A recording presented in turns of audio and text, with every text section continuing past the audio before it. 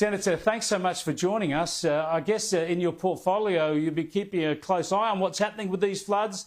Supply issues crucial for a town like Cooper Pedy, and you must be worried about getting people and foodstuffs and other equipment in and out of Alice Springs at the very least, if not as far north as Darwin.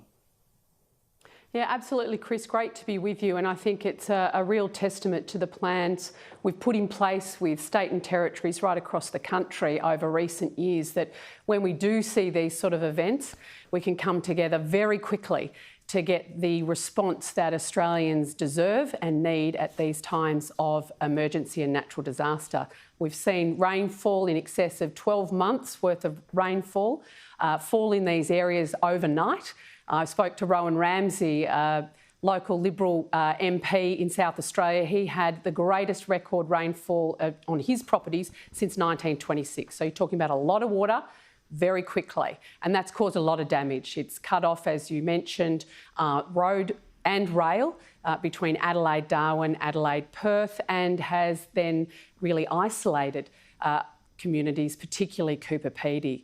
Friday last week, I activated Comms Displan, which is actually getting the ADF onto the job at the request of South Australia. And we've seen the ADF yesterday, 3 flights into Cooper Pedy, today 4 flights, and another drop tomorrow to get those essential goods, frozen and fresh, into those local residents. When it comes to the NT, you were talking about seeing those fabulous images of Uluru, and you talk to pastoralists in the centre, and they're looking forward to next season because that subsoil moisture content's going to go through the roof, so it's going to be great, but it's causing problems now. And as a federal government, we've stood with the Northern Territory government and we've stood up our disaster recovery arrangements. We've got arrangements in place now for small businesses that are affected by the floods, and also for that critical infrastructure. What we've all got to work on is get those contractors in, get the water off the road, and get these critical supply lines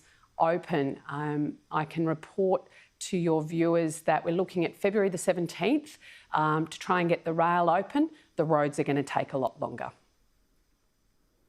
Well, yeah, that's going to create a lot of trouble waiting that long. Because the big long-term challenge is to make that road and railway flood-proof. I know that's enormously difficult given the number of causeways right across that country, but it would be great to make it flood-proof all the way.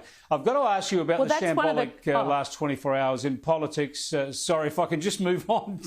Yeah, no, you're fine. I want to get your thoughts on the political debate in this country and the media's role in that. I mean, there's so much this country needs to focus on, but we're dealing in text messages and the price of your groceries, the extent of your knowledge of the price you're paying for your bread and milk.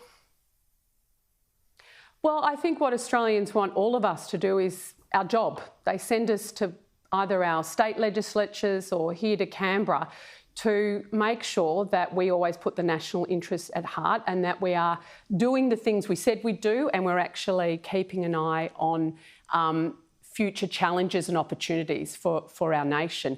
I mean, I am absolutely sick to death of people, including some in the media, talking our country down. I don't think there's anywhere in the world that you'd rather be through a global pandemic that we've been through for the last 2 years than this country. And it doesn't matter whether it's on vaccination rates or the hospitalisation and ICU rates that you put up earlier in the show. We have done incredibly well. Yes, there have been challenges. No, not all's been gotten right. But I tell you what, we're the envy of the world on any key indicator of how to get through a pandemic that has caused economic disruption and devastation to countries around the world and catastrophic death in some areas. So, I mean, yes, undoubtedly, but governments, sorry to interrupt, Senator, governments have got to surge forward. You've always got to be reforming. The reform race never ends, as Prime Minister John Howard used to say. What's the government doing to reform the economy, reform the federation, reform education, so that you're leading the debate in a forward way, so that there's serious debates happening rather than this piffle that we're dealing with at the moment? I couldn't agree more, Chris. And in my own areas of responsibility, I'm looking to really flip that conversation around building resilience when it comes to preparing for the next natural disaster. I mean, we should not be surprised in this country of drought and flooding rains that if we're not in drought, we've got catastrophic bushfires somewhere, or we're dealing with, as we are in this La Nina season, with floods across the country.